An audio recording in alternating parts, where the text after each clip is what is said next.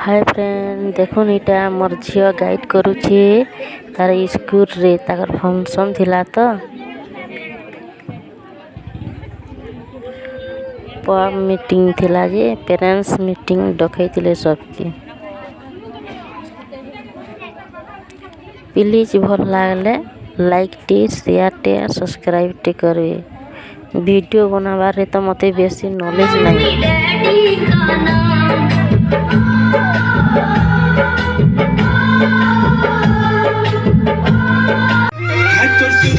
चेहरा ओ गुरिया दिल के मोर चुरैनेला